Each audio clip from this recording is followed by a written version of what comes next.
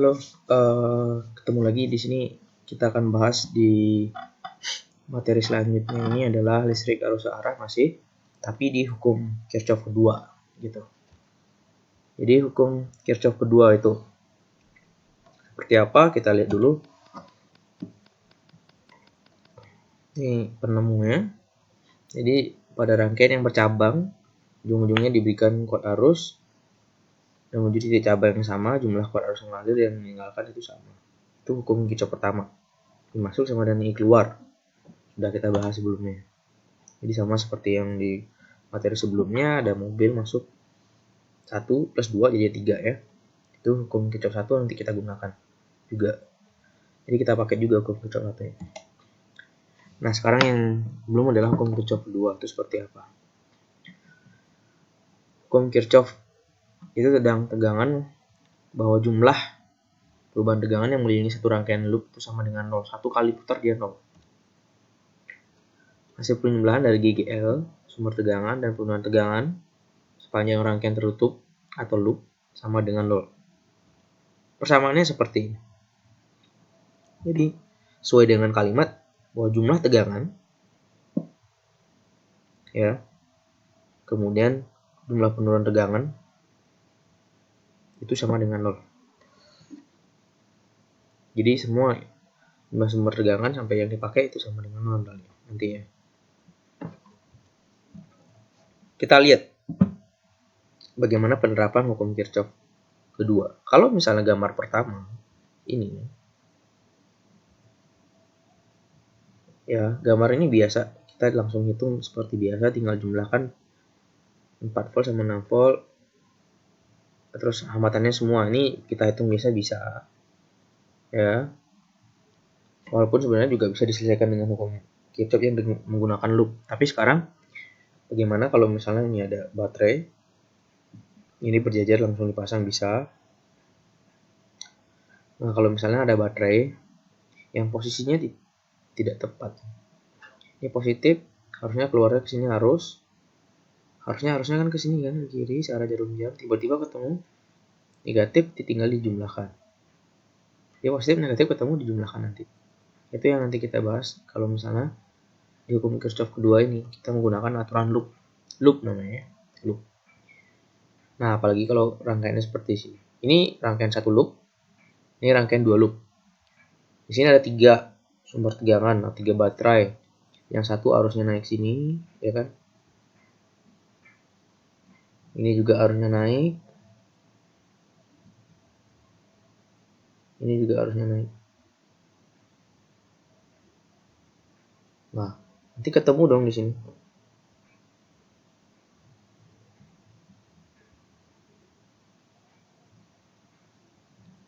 Ketemu di titik B, semuanya mau masuk ke titik B. Jadi semua di titik B mau masuk, nggak ada yang keluar gimana? Sedangkan aturan dari hukum pertama Kirchhoff ada yang masuk, harus ada yang keluar kan? Jadi jumlah yang masuk semua sama dengan jumlah yang keluar arusnya. Sekarang kalau ada 3 sumber tegangan yang ada yang masuk dari keluar dari positif ya, keluar dari positif GGL 1, keluar dari positif GGL 2, keluar dari positif GGL 3. Secara teori memang seperti itu kan. Jadi di sini arahnya ke sini, masuk ke titik B, di sini juga masuk ke titik B, yang A juga masuk ke titik B. Lalu bagaimana ya kalau misalnya seperti itu? Nah, itulah yang akan kita bahas dengan hukum Kirchhoff kedua dengan aturan loop. Di sini kalau di sini satu loop gampang, di sini ada 2 loop ya. Seperti itu. Hukum Kirchhoff 2. Jadi seperti yang dinyatakan tadi bahwa total beda potensial tegangan pada suatu rangkaian tertutup adalah 0. Maksudnya itu adalah kalau misalnya tegangan satu kali putar, misalnya mulai dari A ke B, ke C, ke D, dan balik lagi ke A, ya totalnya sama dengan 0. Karena balik lagi titik A. Jadi tidak ada perbedaan potensial di titik itu kalau satu kali mutar. Atau PAB, PA ke B, A ke B di atas, terus ke bawah V ke C, terus tambah V C ke D, C ke D, balik lagi ke V D ke A. Itu totalnya sama dengan 0.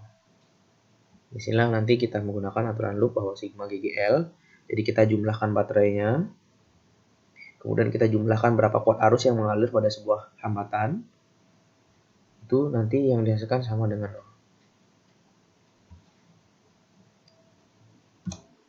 Nah, ini dia aturan. Ada perjanjian tanda untuk GGL dan kuat arus. Jadi nanti ada nilai GGL itu bisa positif, bisa negatif. Aturannya. Jadi kalian tadi udah lihat loop, nanti juga kita akan coba menggambar loopnya. Ketika ada sebuah arah loop ke kanan, dan ketemu yang pertama adalah bagian positifnya. Ini bagian positifnya ketemu, kan ke kanan nanti ketemu positif dulu kan. Maka besar GGL-nya itu positif plus GGL. Kalau sebaliknya, arah loopnya ke kanan, ketemu yang pendek dulu, yang negatif duluan. Ini negatif. Maka nilai GGL-nya ya negatif. Itu untuk GGL. Sekarang kuat arus yang melewati sebuah hambatan. Misalnya kita sudah menentukan bahwa kuat arus itu arahnya ini sedang ke kanan melewati sebuah hambatan I dan R jadinya kan. Ada I sama R-nya. Dan kebetulan arah loopnya juga searah. Maka nilai I kali R-nya adalah positif. Jadi positif I kali R. Tergantung nanti angkanya berapa. Dan sebaliknya, ada arus yang lagi bergerak ke kiri, terus ada loop yang kita tentukan arahnya ke kanan, otomatis nilai dari I kali R-nya itu negatif. Jadi seperti itu. Kalau dari GGL ketemu positif ya jadinya positif, ketemu negatif jadi negatif. Kalau loop dengan arus kalau searah ya positif, kalau perlawanan arah ya negatif. Itu aturannya yang akan kita terapkan di bagian perhitungan besaran pada sebuah rangkaian. Nah, contohnya langsung. Untuk perhitungan besaran pada rangkaian listrik satu loop. Ini satu loop. Satu kali putar ya. Di sini kita lihat ada 3 GGL, GGL 1 4 volt, GGL 2 volt, GGL 3 4 volt. Terus hambatannya di 15 ohm sama 10 ohm. Ini lupa di satu ya. Kalau kita hitung dengan seperti biasa ya susah. Karena di sini ada harusnya kan kemana? Nah, pertanyaannya berapa kuat arus yang mengalir pada rangkaian? Ini adalah satu buah rangkaian loop, berarti nilai hambatannya nilai arusnya sama semua. Ini adalah sebuah rangkaian seri namanya. Rangkaian seri. Nah, pertanyaan saya adalah berapa besar tegangan pada titik A dan D? Jadi titik A, D sini. Cukup. Jadi kita bisa mengukur, kalau misalnya pakai alat ukur ya tinggal pasang satu di sini, satu di sini, diukur, dapat dah tegangan. Nah sekarang bagaimana kalau menghitungnya?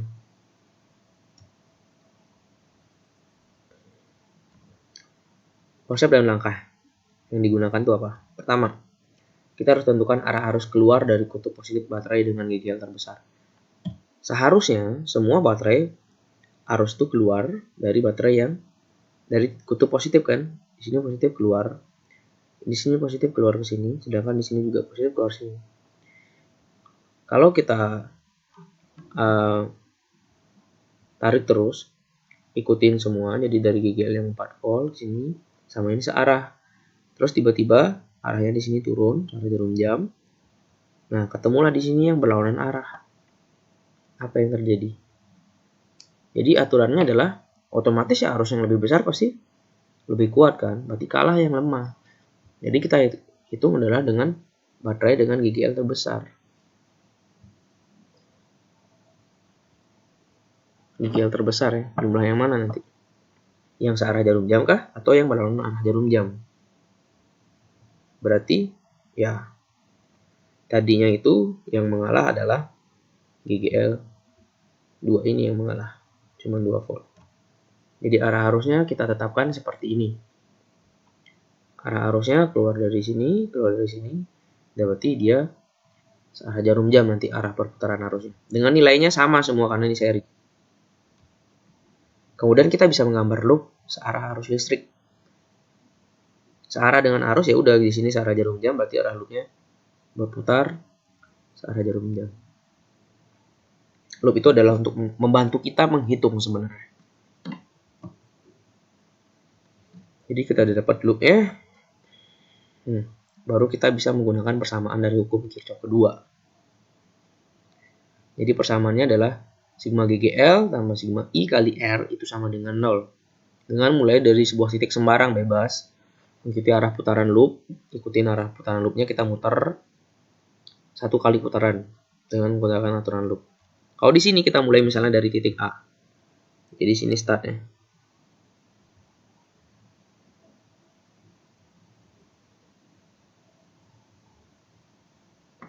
Mulai dari A, karena kita ikuti arah loop, berarti ke B, ke C, ke D, dan balik ke A. Aduh, kecoret.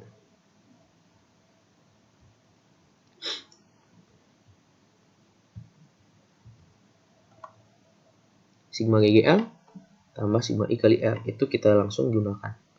Bahwa penjumlahan GGL-nya adalah kita mulai dari A. Dari A kita jalan ke sini,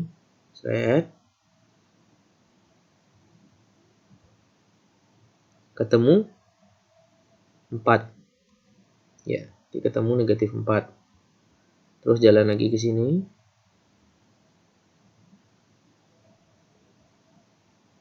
Ketemu I kali R. Berarti 15 kali I. Dapatnya 15 I. Terus lagi jalan. Ketemu berapa? Minus lagi kan di sini. Ketemu minus. Di sini tadi juga ketemu minus. Makanya dia minus 4. Jalan lagi ke sini, turun. Ketemu. Ini R-nya 5. Karena searah arus ya udah pasti plus 5I. Langsung juga lagi ketemu ke sini. Ketemu 10. Jadi plus 10I karena searah arus. Dan terakhir ketemu, jalan lagi ke sini, ketemu plus. Jadi perjalanan kita itu menemukan kutub plus. Berarti di sini ada plus 2. Ada plus 2. Ya udah, sampai di sana kalau satu loop tinggal kita jumlahkan. 15 sama 15 30I minus 6 sama dengan 0 sehingga ketemu I sama dengan 6/30. 0,2 ampere. Jadi seperti itu kita dapat nilai I-nya adalah 0,2 ampere.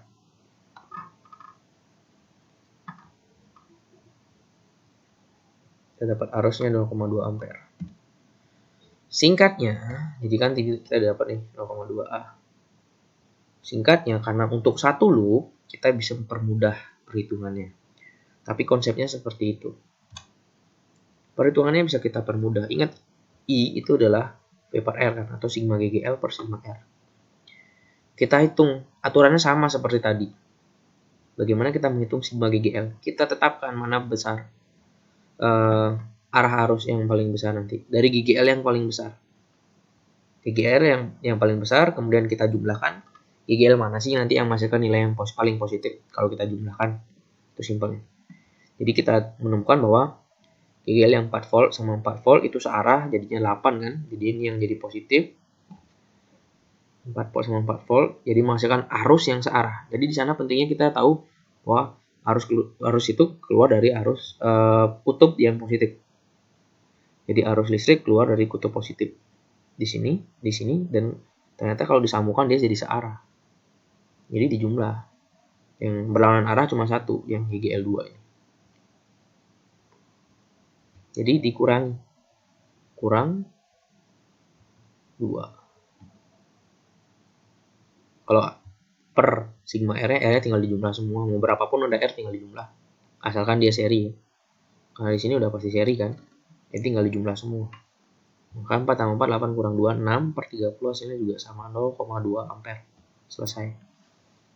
Itu singkatnya kalau kita bisa menghitung berapa besarnya kuat arus pada satu loop. Rangkaian satu loop. Simple. Nah, selanjutnya masih ada soal berapa VAD. Untuk menghitung V di antara A dan D, kita lupakan arah loop tangan tadi. Jadi kita kan tadi dapat arah loop dan seterusnya. Kita gunakan arah sesuai dari titik. Kalau kita mau carinya AD, nanti mulai dari A ke D. Jadi kita jalannya tadi kan muternya searah jarum jam dari A. Nah sekarang kita langsung jam dari A ke D, mau arahnya lewat manapun. Perhatikan dulu gambar.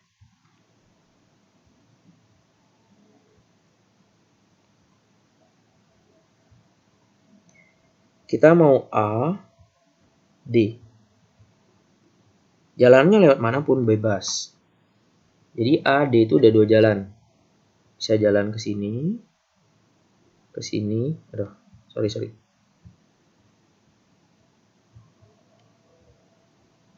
Licin. Jadi jalannya lewat B. Habis itu ke C. Habis itu ke D. Nyampe juga kan. Jadi A ke B ke C ke D. Bisa kita hitung VAD tetap namanya. Atau jalan yang lebih pendek langsung kita hitung A ke D. Ya untuk lebih gampangnya ya udah kita pilih jalan terpendek kan. VAD. Jadi dapatnya V antara A ke D bisa lewat B, C baru ke D atau langsung dari A ke D motong. Nah, untuk contoh di sini saya akan langsung ke yang paling pendek. Langsung dari A ke D.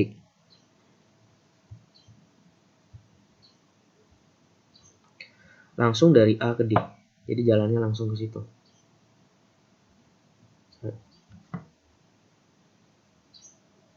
Jadi untuk VAD kita langsung dari awal A ke D kayak tadi. Kita gunakan hukum Kirchhoff kedua bahwasannya ini. V ke AD, jadi itu nggak sama dengan 0 karena kita nggak muter satu kali. Oh tadi kan A balik lagi ke A sama dengan 0. Sekarang kita cuma menghitung satu garis dari sebuah rangkaian yang komplit ya. Ya tetap kita menggunakan jumlah GGL-nya berapa plus jumlah I kali R dengan aturan yang sama. Jadi anggapannya kita jalannya dari A ke D. Dari A ke D pertama kita menemukan apa? Ya, geraknya dari kiri ke kanan kan, dari A ke D. Kita menemukan VA ke D. Ketemu apa? Negatif dulu.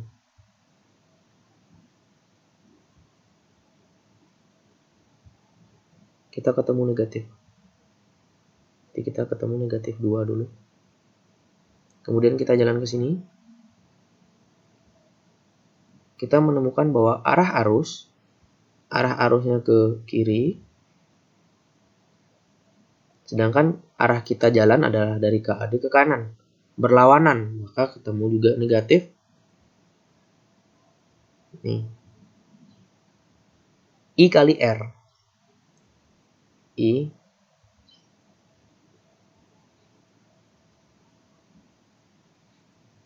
kali R. Itu min 10 kali I.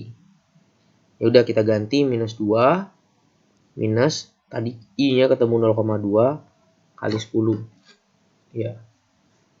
Jadi minus 2 dikurang 2. Jadinya minus 4 volt. Dapatlah VAD. Kalian bisa coba dengan arah yang panjang tadi, nggak langsung dari A ke D, lewat A, B, C baru nyampe D. Hasilnya pasti sama. Oke, itu cara menghitung beda potensial antara dua titik. Ya. Nah, di sini coba kalian hitung, belajar. Hitung sama ya, yang kalian hitung ada kuat arus dan V dari B ke D, mana B ke D? Oke, dari B sini ke D sini.